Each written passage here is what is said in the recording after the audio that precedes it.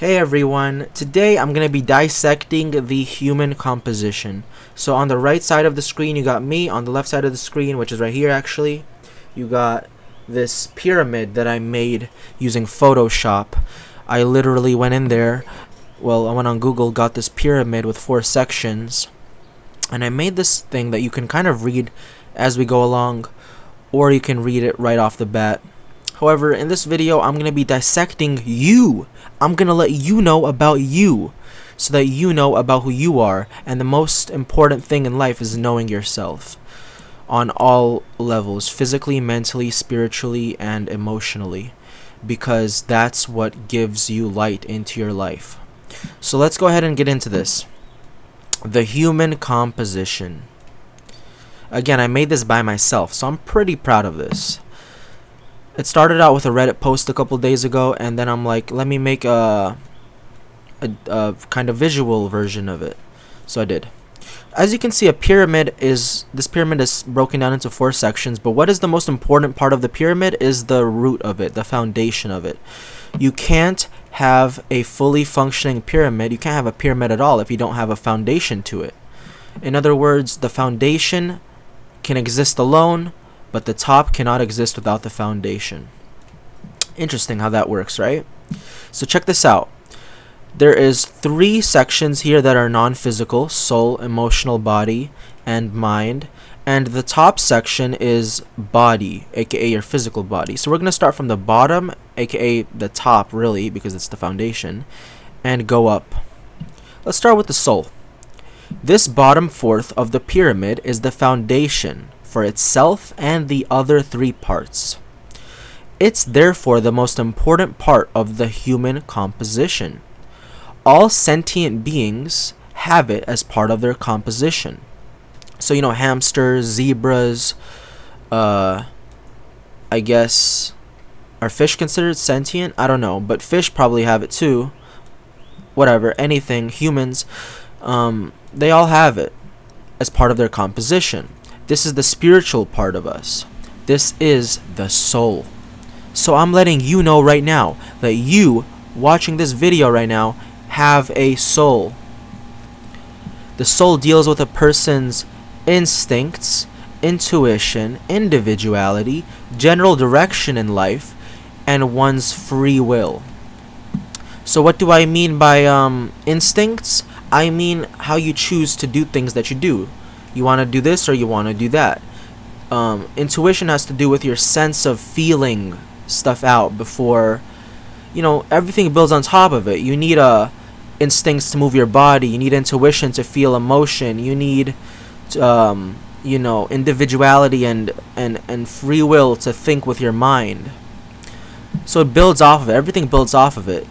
This is why it's the core of who you are. You don't need external guidance to decide that you want to watch this video or that video on YouTube, or go work out today or hang out with friends. This part of you, your soul, is your most core instincts. A lot of people slip up, and some spiritual people will say that, okay, I have a soul and I have a body, or I have a soul, mind, and a body.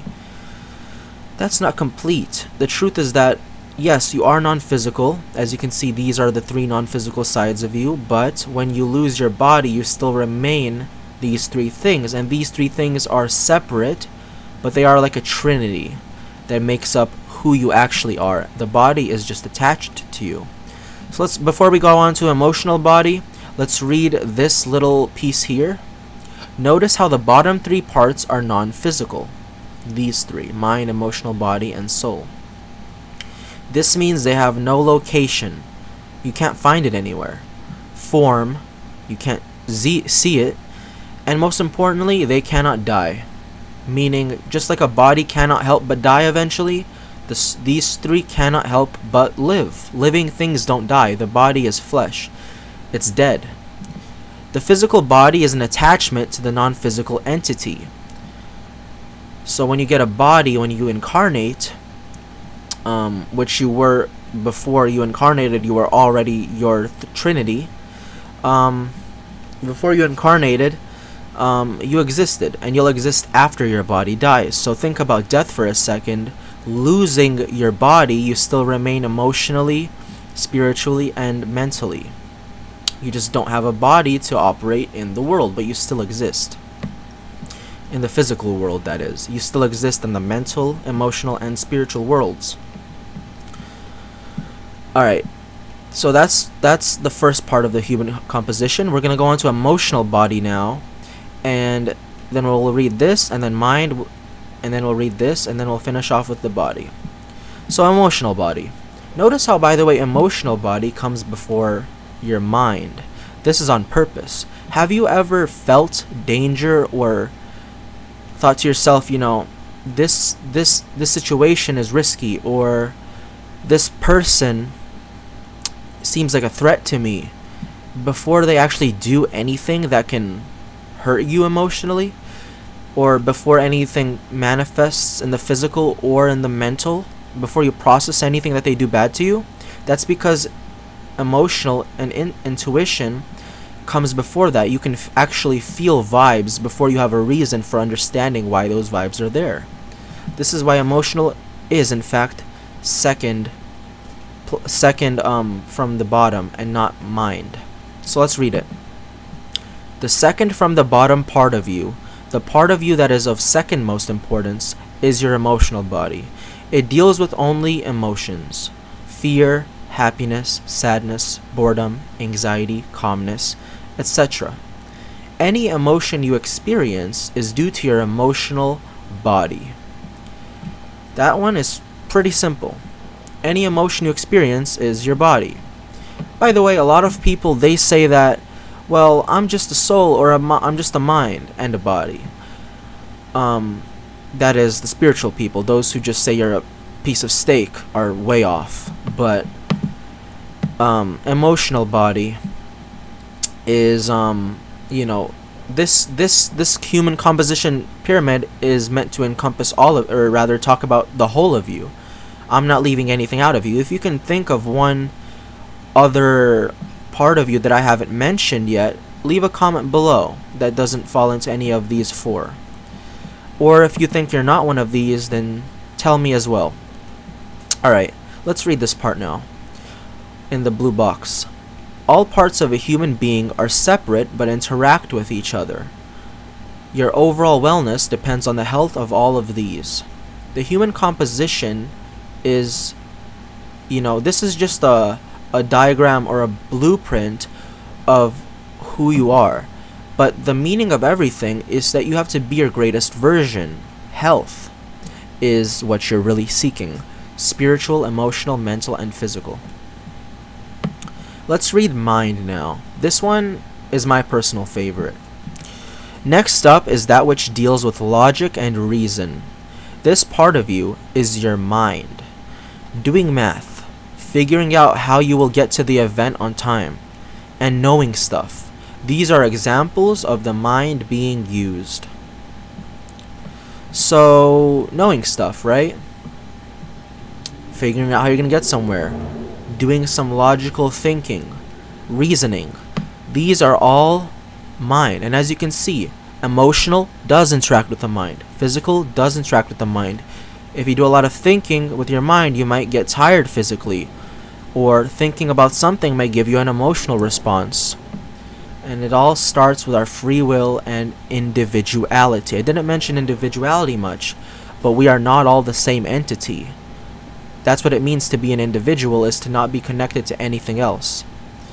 You can be related or have a connection, but you're not anything else other than yourself. So these are just examples of the mind being used.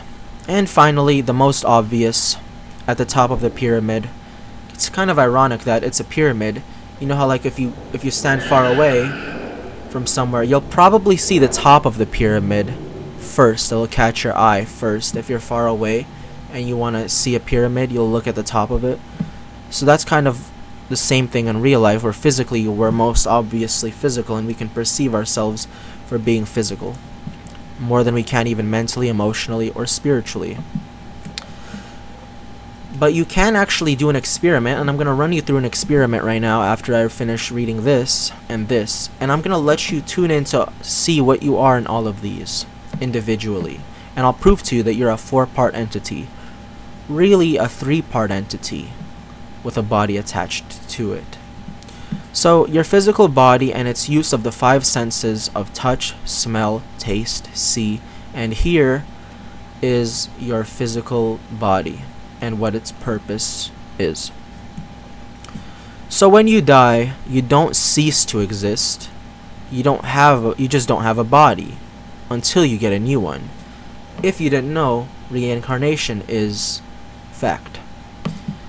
Because this is who we're always going to be, and a body is what we're always going to seek to pick up and attach to ourselves. It's the way it is.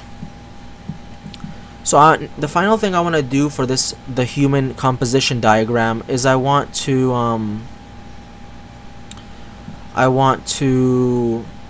actually go ahead and run you through an exercise to help you realize who you are.